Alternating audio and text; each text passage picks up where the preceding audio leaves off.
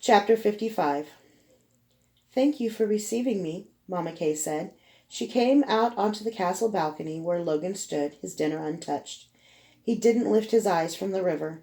It had been 12 hours since the wheel began turning. Behind him, Nasher ate noisily and, with a total lack of stealth, stole Logan's biscuits. How could I deny you when the Shinga plays King's Dance? Logan said flatly. He didn't turn. A wet boy had delivered her letter, her admission that she was the Shinga, just this morning. But the shock of it was muted by Logan's grief. Mamma Kay came to stand beside him at the railing. From this distance, all they could see was that there was still a few dozen people on the platform, half of them guards, and that the wheel was still turning. The signal flag to let Logan know when Kyler died still hadn't been raised. This changes everything, Mamma Kay said. What hand did you have in Tara Grayson's death? Logan asked. None, Mamma Kay said, though not for lack of trying. I put Quigley Mars on the right track, hoping he would discover that Tara betrayed her little sister Natasha. I even arranged for him to sing the night of the coronation. I made sure that no guards would stop him once he began, and I arranged for Luke Grayson to be there to hear it. I hoped Luke would kill Tara. Once you were king, I planned to have this talk with you regardless, though I was planning on waiting a month. In which time, Logan began, the Siren food supplies and our own would run out, Mamma Kay said, and I would come to you with enough food to feed the city through the winter. Logan stared at her, not asking how she'd get it. In return for what? The thing is, Your Majesty, with this, she gestured to the wheel, you've proven that you have integrity. Integrity is rare here. It won't change the city alone. You need allies for that, and if you want allies in this city, you will be seeking allies who have objectionable histories. Like you, and like Count Drake, whom you conveniently forgot, was also once in Sakage leadership. Logan blinked. The point is, if you try to hold to account every official in the city who's ever taken a bribe or violated a trust or broken a law, you will have no officials. What do you propose? Logan asked. The question is what you propose. What will the reign of King Geyer the First mean? Logan looked at his friend dying on the wheel in the distance. I mean to make this mean something. I mean to destroy you, Sakage. That's a means, not an end.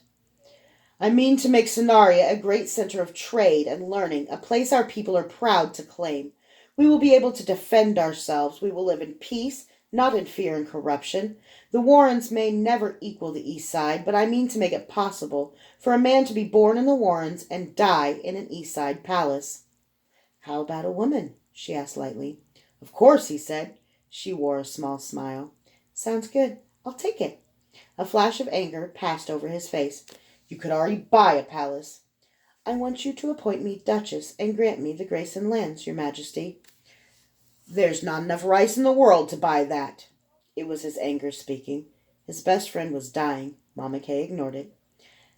The Sakage is a parasite latched onto Sonaria's face. Fully uprooting them is impossible, but their power can be broken. It may take years, and it will cost much of your treasury and perhaps your popularity. Success is not certain. Are you a king who can stay a course through a river of blood? Logan watched the wheel turn for a full minute. Then he said quietly, While there is breath in my body, I will fight to make Kyler's death mean something. What will you do if I give you what you ask? I will give you my complete loyalty. I'll be your spy master. Last but certainly not least, I'll destroy the Sakage. Why should I believe that you would so casually destroy an organization that must include every friend you've ever had? Logan asked. Friends? The Sakage relieves us of the burden of friendship. The truth is, in all my years, I had only 3 friends in the Sakage. One was a wet boy named Durzo. Kyler had to kill him because of something I did. One was Jarl, who died trying what I'm proposing. The last is dying for it as we speak. What I propose is a betrayal, that's true, but it's not a casual betrayal. If we do this, we'll need to keep my appointment secret for a time. Once the Sakage learns of my new loyalties, they'll go underground, and I need to speak with as many of them as possible before that. Can they be broken? Logan asked. Not with swords alone. What can go wrong? Logan asked. You want the short version or the long one? The long one. So she told him.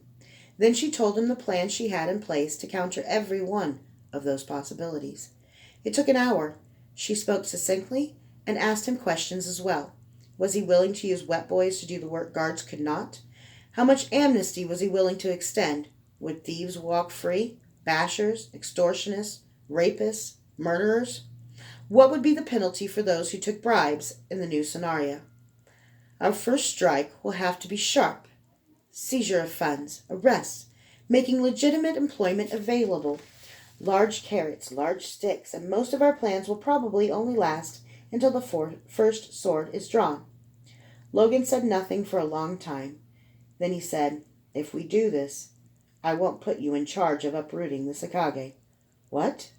I won't put that much power in your hands. You could destroy anyone with a word, and I'd have no idea if you were telling the truth. Rimbold Drake will be in charge. You will work for him. Fair enough? Mama Kay's eyes were cold for a long moment. Then they cleared. I can see that taking orders is going to take some getting used to. Yes, it's fair. Perhaps you are the king who can do this after all. Your Majesty, I swear my fealty to you. She knelt gracefully and touched his foot. Guinevere Carina, I hereby establish House Carina, peers among the great houses of the realm. I grant to you and your house in perpetuity the land stretching from the smugglers of Peglio in the west to the wide river in the east, and from the borders of Havermere in the north to the Syrian border in the south. Rise, Duchess Carina. She stood. Your Majesty, there is one more thing. Yesterday I received confirmation of an earlier report that I hadn't believed. In each case, my sources had nothing to gain by lying. Both have been trustworthy in the past. I don't know how this is possible, but I believe it is true. I didn't want to tell you before we concluded our own negotiations, because I didn't want you to think I was trying to influence them. That's a lot of hedging. What is it? Logan asked. Your wife didn't die in the coup, Your Majesty.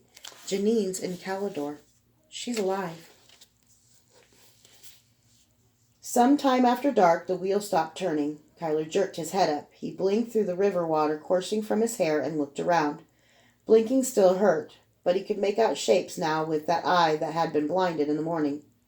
The young man in armor stood before him. Obviously, he was one of Logan's bodyguard. I was given a message, Sir Kage, he said. Aristachos is healthy and safe at home now with his wife and children. The society wishes to thank you and hopes that stopping the wheel for a few hours is a small repayment. He glanced up at one of the bridges. Through the darkness, Kyler saw a Ladatian man he'd never met. The man raised his hand in greeting. Though in the darkness no one but Kyler could have seen him, then the Ladatian walked away. So Aristachos Ben Urban had survived his addiction. Kyler hadn't known he had a family. He wondered what Aristachos' wife thought when her beautiful husband came back with blackened and missing teeth, his looks and pride sacrificed to a cause she couldn't understand. The society thanked Kyler? We can only stop the wheel until dawn, Sir Kage. I'm sorry. But Kyler barely heard him. He unclenched his bloody hands from the knife-edged grips and let the belt and the ankle straps hold his weight. His head sank to his chest. Kyler? Vi asked. They were in a little room with 2 beds, a basin, and a small chest at the foot of each bed. A small figure was asleep on one bed, and Vi was propped up on one hand and the other. She looked worse than Kyler had ever seen her. Her eyes were red and puffy, her face blotchy, nose runny, and handkerchiefs wadded in her hands. Gods, what have they done to you? He looked at the sleeping figure on the other bed and shuffled over to her. Uli, he said. God, she's getting big. Uli? She can't hear us, Vi said. We're not really here. Come, sit down. Kyler sat with difficulty. He smiled wanly. Uli's your roommate? Vi nodded. 13 years old, and she's better than me at everything. Tell her I'm sorry. I abandoned her like everyone else. I made a lousy father. Quiet. Lie down. Get blood. Sheets, he said, but he didn't resist. He put his head in her lap and closed his eyes. Kyler, I think I can help you. Vi said, brushing his hair back. But I need you to tell me what happened. Who did this to you? Her fingers were warm and gentle. It was an effort to speak. Doing, he said. Doing? I'm being executed for murdering Queen Grayson. Logan's the king. I did that. Elaine, it's worth my life, isn't it? Elaine's not here, Kyler. It's me, Vi. Kyler winced as a muscle in his back spasmed. He drew quick little breaths. Vi laid both of her hands on him and the cramps released. He heard her gasp, and then warmth flooded through his body and a blessed absence of pain. There was a long silence, and Kyler began fading. Finally, Vi said, But you'll come back, right, after you die? No one ever explained it. Live every life like it's your last, huh? He chuckled. He couldn't help it. He felt warm all over. When he opened his eyes to look up at Vi, she wasn't smiling. Her face was rigid with concentration and pain. Sleep, she said. I'll help you all I can.